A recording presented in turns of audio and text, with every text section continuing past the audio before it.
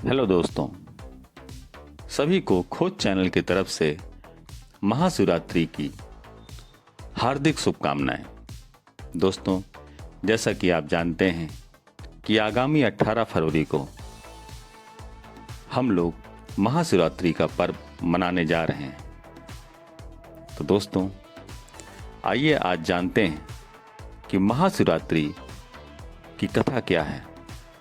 तो खोज चैनल पर जो आज का प्रसंग है उसका नाम है महाशिवरात्रि की कथा।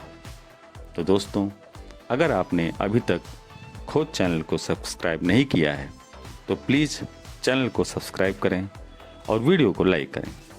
तो दोस्तों, चलते हैं कहानी की तरफ। एक बार पार्वती ने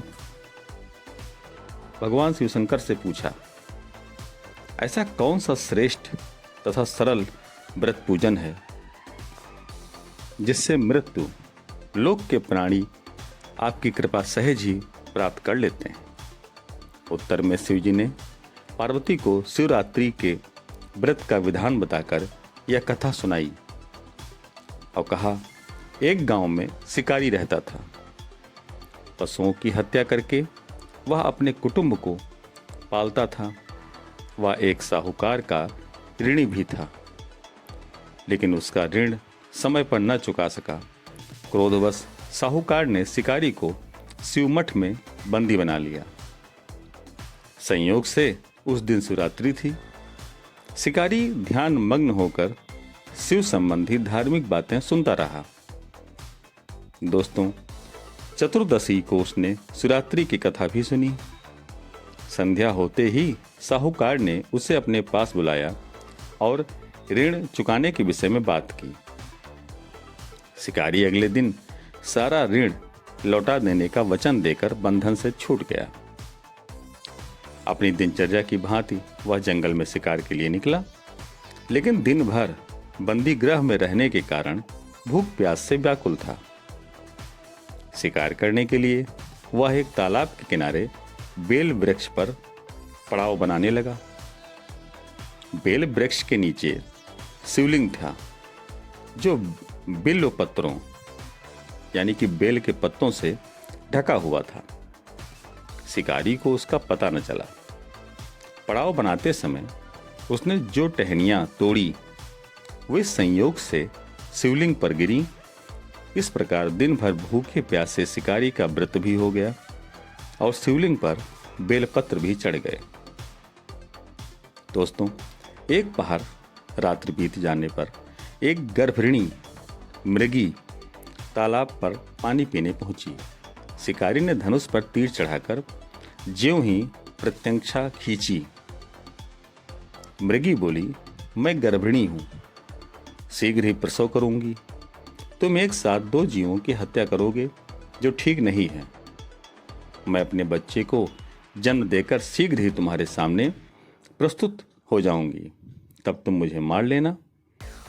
शिकारी ने प्रत्यंचा ढीली कर दी और मृगी झाड़ियों में लुप्त हो गई। दोस्तों, कुछ ही देर बाद एक और मृगी उधर से निकली। शिकारी की प्रसन्नता का ठिकाना न रहा। समीप आने पर उसने धनुष पर बाण चढ़ाया। तब उसे देख मृगी ने, मृग मतलब हिरण, ने विनम्रता पूर्वक निवेदन किया, हे शिकारी, मैं थोड़ी देर पहले ही ऋतु से निर्वृत्त हुई हूँ। कामातुर विरहिणी हूँ, अपने प्रिय की खोज में भटक रही हूँ। मैं अपने पति से मिलकर शीघ्र ही तुम्हारे पास आ जाऊंगी। शिकारी ने उसे भी जाने दिया। 2 बार शिकार को खोकर उसका माथा ठनका।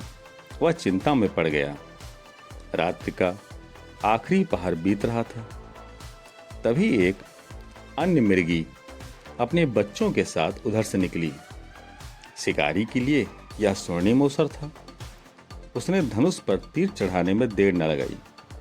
वह तीर छोड़ने ही वाला था कि वह मृगी भी बोली, हे शिकारी, मैं इन बच्चों को पिता के हवाले करके लौट आऊंगी।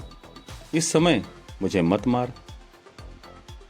शिकारी हंसा और बोला, सामने आए शिकार को छोड़ दूं, मैं ऐसा मूर्ख नहीं। इससे पहले मैं 2 बार अपना शिकार खो चुका हूँ। मेरे बच्चे भूख प्यास से तड़प रहे होंगे। उत्तर में मृगी ने फिर कहा, जैसे तुम्हें अपने बच्चों की ममता सता रही है, ठीक वैसे ही मुझे भी। इसलिए सिर्फ बच्चों के नाम पर मैं थोड़ी देर के लिए जीवन दान मांग रही हूँ। हे शिकारी, मेरा विश्वास कर, मैं इन्हें इनके पिता के पास छोड़कर तुरंत लौटने की प्रतिज्ञा करती हूँ। मृगी का दीन स्वर सुनकर शिकारी को उस पर दया आ गई। उसने उस मृगी को भी जाने दिया। शिकार के अभाव में बेल वृक्ष पर बैठा शिकारी बेल पत्र तोड़ तोड़ कर नीचे फेंकता जा रहा था। रात्रि बीतने को हुई तो एक हष्ट-पुष्ट मृग उसी रास्ते पर आया। शिकारी ने सोच लिया कि इसका शिकार वह अवश्य करेगा।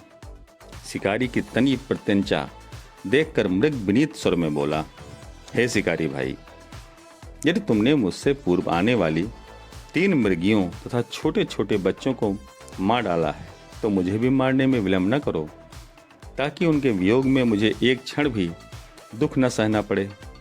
मैं उन मृगियों का पति हूँ। यदि तुमने उन्हें जीवन दान दिया है तो मुझे भी कुछ क्षण जीवन दान देने की कृपा करो। मैं उनसे मिलकर तुम्हारे पास सामने उपस्थित हो जाऊंगा। मृग की बात सुनते ही दोस्तों शिकारी के सामने पूरी रात का घटना चक्र घूम गया। उसने सारी कथा मृग को सुना दी। तब मृग ने कहा, मेरी 3 पत्नियां जिस प्रकार प्रतिज्ञाबद्ध होकर गई हैं, मेरी मृत्यु से अपने धर्म का पालन नहीं कर पाएंगी।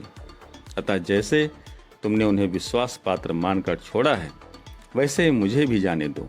मैं उन सबके साथ तुम्हारे सामने शीघ्र ही उपस्थित होता हूँ। उपवास, रात्रि जागरण तथा शिवलिंग पर बेलपत्र चढ़ाने से शिकारी का हिंसक हृदय निर्मल हो गया था। उसमें भगवत शक्ति का वास हो गया था। धनुष तथा बाण उसके हाथ से सहज ही छूट गए। भगवान शिव की अनुकंपा से उसका हिंसक हृदय कारुणिक भावों से भर गया। वह अपने अतीत के कर्मों को याद करके पश्चाताप की ज्वाला में जलने लगा। दोस्तों, थोड़ी ही देर बाद मृग सपरिवार शिकारी के समक्ष उपस्थित हो गया ताकि वह उनका शिकार कर सके। किंतु जंगली पशुओं की ऐसी सत्यता, सात्विकता एवं सामूहिक प्रेम भावना देखकर शिकारी को बड़ी गिलानी हुई।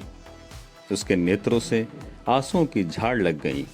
उस मृग परिवार को न मारकर शिकारी ने अपने कठोर हृदय को जीव हिंसा से हटा सदा के लिए कोमल एवं दयालु बन लिया। दोस्तों, उस मृग परिवार को न मारकर शिकारी ने अपने कठोर हृदय को जीव हिंसा से हटा के लिए सदा के लिए कोमल एवं दयालु बना लिया। इसका मतलब ये हुआ कि उसने अपने आप को हिंसा से हटाया और वह आगे जीवन पर्यंत कोमल और दयालु बना रहा। देवलोक से समस्त देव समाज भी इस घटना को देख रहा था। दोस्तों, घटना की परिणति होते ही देवी देवताओं ने पुष्प वर्षा की। तब शिकारी तथा मृग परिवार सभी मोक्ष को प्राप्त हुए। तो दोस्तों, आज की खोज चैनल की कहानी आपको कैसी लगी? अगर कहानी पसंद आई हो तो प्लीज़ चैनल को सब्सक्राइब और वीडियो को लाइक अवश्य करें। और दोस्तों, चलते चलते सभी दर्शकों को और दोस्तों को हमारी तरफ से महाशिवरात्रि की हार्दिक शुभकामनाएं।